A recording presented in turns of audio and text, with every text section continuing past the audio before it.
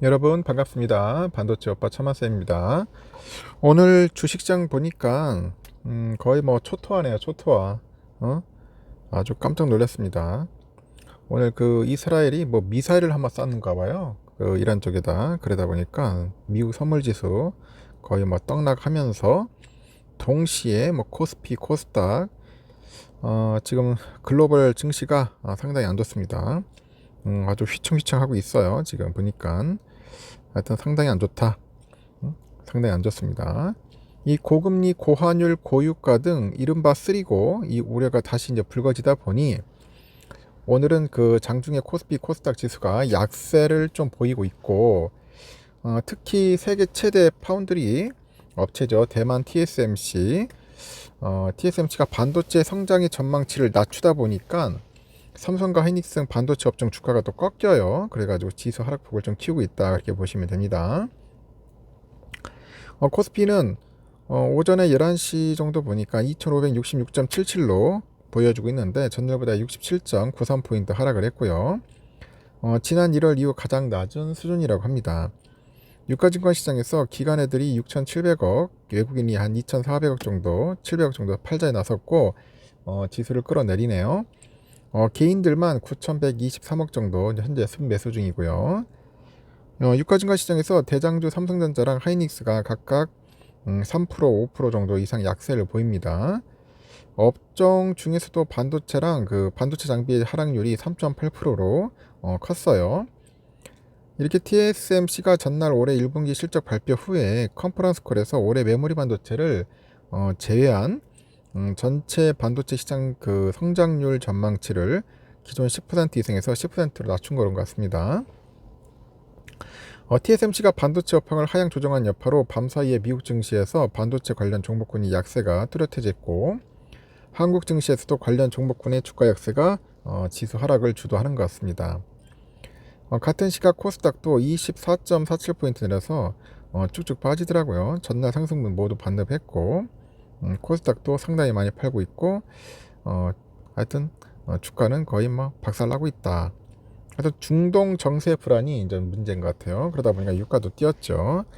이스라엘이 계획 중인 가자지구 남단에 그 라파의 지상전을 두고 미국 백악관은 민간인 피해의 가능성을 여전히 우려하지만 팔레스타인 무장정파 하마스를 격퇴한다는 공동의 그 목표에 합의했다고 합니다. 이어서 이스라엘이 이란 본토를 미사일로 공격했다는 보도도 나왔고 미국 서부 텍사스산 원유니까 3%대 오름세를 보여주고 있다. 그렇게 보시면 될 것 같아요. 이스라엘 이놈들 때문에 아주 죽겠습니다. 지금 주가가 완전 초토화되고 개박살 나고 있어서 상당히 좀 쓰리죠, 여러분. 쓰립니다. 오늘 또 배당도 나오는 날인데 이 배당 효과가 제대로 못 보고 있네요. 지금 많이 빠져서 좀 사기가 좀 그렇죠, 여러분. 더 빠질 수도 있으니까 한 템포 좀 약간 늦추는 것도 나쁘지 않을 것 같습니다.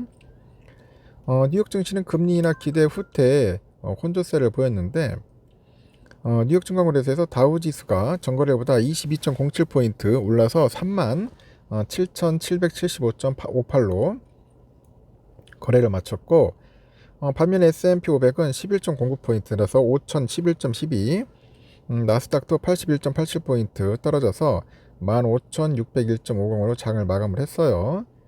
장 초반에 상승하던 3대 지수가 오후 들어서 상승폭을 대부분 반납을 했고 다우지수는 장 초반에 200p 이상 오르기도 했는데 가까스로 상승세를 유지를 하면서 하락으로 마감을 했고요.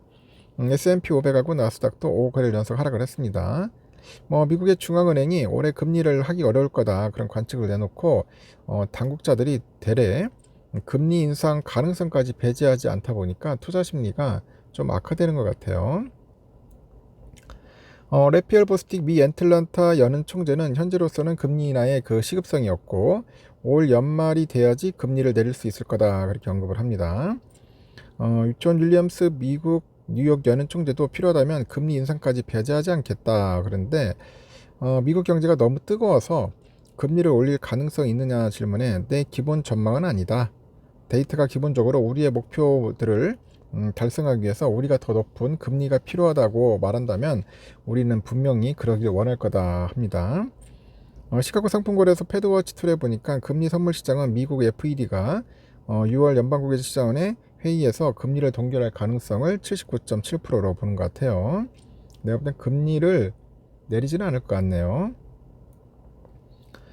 미국 경제 지표도 혼재된 양상인데 미국 노동부에 따르니까 13일로 끝난 한 주간 신규 실업보험 청구자 수 계절 조정 기준으로 21만 2천 명 기록했고 직전주와 같았습니다.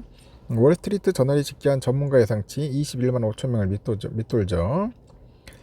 미국의 컨퍼런스 보드는 올 3월에 미국의 경기 선행지수가 전월보다 0.3% 내린 102.4를 기록했다고 합니다. 2년 만에 깜짝 증가세 보였던 2월 이후 한 달 만에 반락을 했고,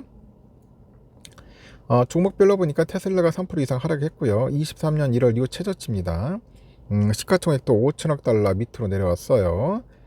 도이치방크가 테슬라에 대한 투자 의견을 매수해서 보유로 목표 주가 189에서 123달러로 하향 조정했습니다. 대폭 낮췄네요. 엔비디아 소폭 상승했고 페이스북 모회사 메타도 1% 이상 올랐습니다.